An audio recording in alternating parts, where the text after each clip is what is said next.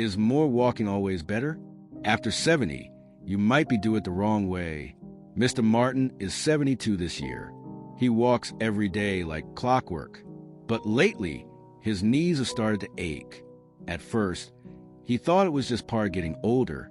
But during a checkup, his doctor explained, walking too much after age 70 can actually put strain on the joints. As we age, cartilage naturally wears down, and prolonged walking can overwork the knees. But don't worry, the doctor didn't say to stop walking completely. Instead, just scale it back, walk a little less, and most importantly, listen to your body. Walking is still great exercise, but at this stage of life, moderation is key. And here's the real secret. There are two other things even more important than walking for staying healthy after 70. Want to know what they are? Stick around. We'll uncover them in the next part of the series. Why do so many people seem to lose their strength so quickly after turning 70, even if they were healthy before? That question had been on Mr. Harold's mind for a while. He used to be active, ate well, and lived a balanced lifestyle. But just 1 year after turning 71, things started to change. He began feeling tired all the time. His sleep became restless. He started forgetting small things, and he found himself more irritable than usual. It felt like his body was slowing down, little by little. At a routine checkup, the doctor gently explained, "This stage of life is more sensitive than most people realize. After 70, your health isn't just affected by age, but by a combination of different factors. First, there's biology. As we age, the immune system weakens.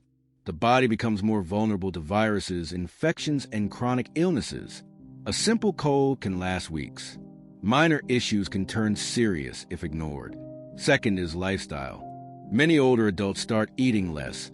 Sleep becomes light or broken, and physical activity slows down.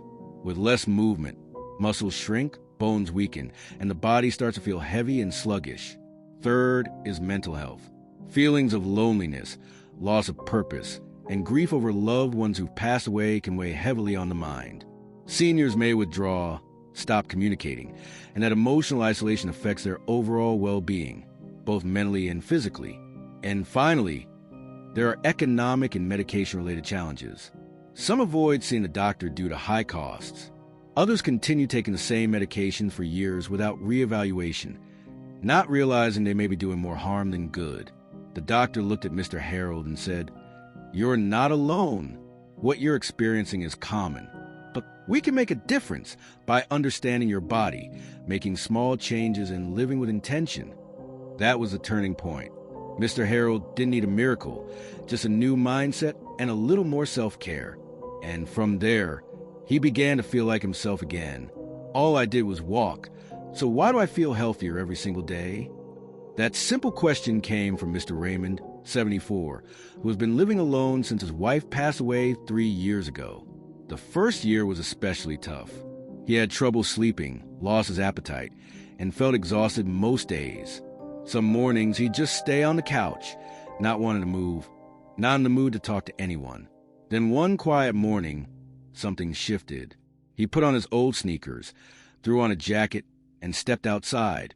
He walked along the sidewalk near the park, just a few hundred steps at first. The next day, he went a little farther, and strangely enough, his body started to wake up.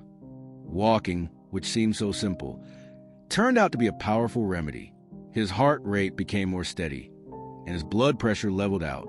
Each gentle step helped improve circulation and lowered his risk of heart disease and stroke. Walking every morning also strengthened his muscles and bones. His lower back didn't ache like it used to when he got out of bed. His legs felt stronger and his balance improved. Even his posture changed. He stood taller, walked smoother, and moved with more confidence. Digestive issues, which used to trouble him after meals, slowly faded away.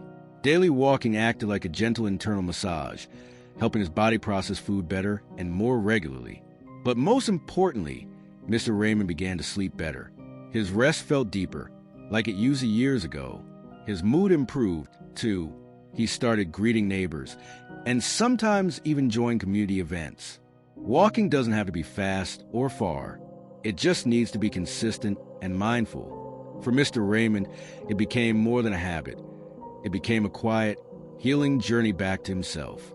In the end, he didn't just walk to stay fit. He walked to reconnect with his body, his mind, and the world around him. I used to think staying active was enough. But after turning 70, I've learned there are two things even more important than daily walks. Mr. Walter is 75 years old. For most of his life, he believed regular walking was the key to staying healthy. But one afternoon, after nearly fainting during lunch, his doctor gently told him, "After 70, your body doesn't just need movement. It needs to be nourished and mentally engaged from within." For the first time in his life, Walter began taking his nutrition seriously, gone with a rush breakfast of white toast and coffee. Now, his plate was colorful: salmon, boiled eggs, broccoli, oats, and soy. Less salt, less sugar, no more greasy fried foods. And in return, he felt lighter, more energized, and his digestion improved significantly.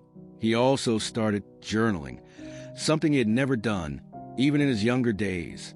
Each morning, after breakfast, he sat on his balcony and wrote a few lines about his dreams, what he was grateful for, or simply how he felt. As his mind stayed engaged with words, he realized he wasn't as forgetful as before. His memory sharpened, and his thoughts became clearer. Writing led to reading, then to painting classes at the local senior center. Once in a while, he even played the harmonica at a nearby nursing home. Laughter returned to his voice. He felt valuable again, not just because he was alive, but because he was truly living. After age 70, it's not always the big changes that make the biggest impact. Sometimes it's a nourishing meal or a quiet morning with a book that becomes the most powerful medicine for both body and soul. Mr. Walter didn't just extend his lifespan. He enriched the quality of his life one moment, one choice at a time. I used to think the more I walked, the better, until one morning, I nearly collapsed from pushing myself too hard. Mr. Thomas, now 76, had always believed that walking 10,000 steps a day was the golden rule for good health. Every morning, he'd walk the loop around his local park, like clockwork.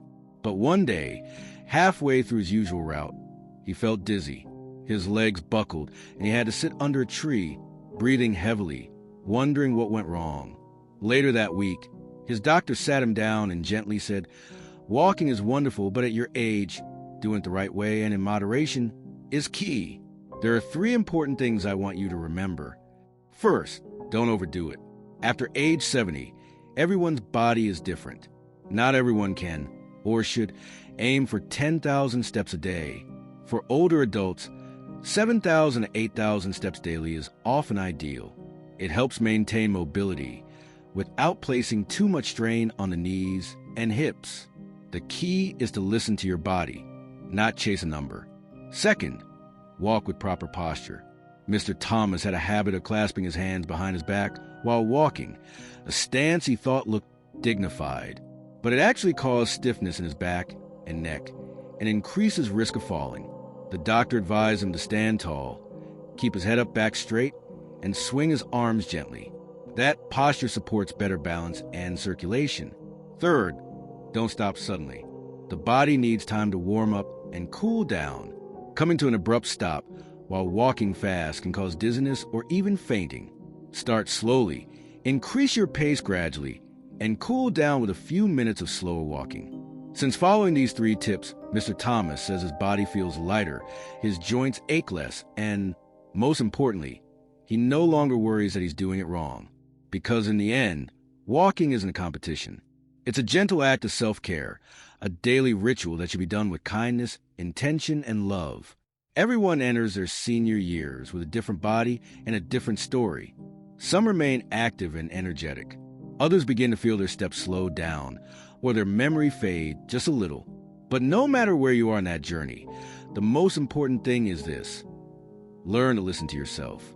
From adjusting your walking habits to being more mindful of your meals, or even just sitting down to enjoy a few pages of a good book, small changes can lead to big results.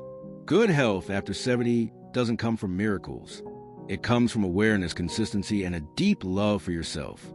The stories of people like Mr. Thomas, Ms. Margaret, or Mr. Walter aren't just anecdotes. They're gentle reminders that aging isn't the end, It's the beginning of a new chapter, one where we're allowed to live slower, think deeper, and enjoy more fully.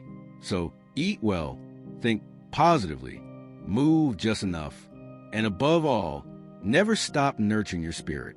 Because in the end, the beauty of growing older isn't in how long we live, it's in how well we live.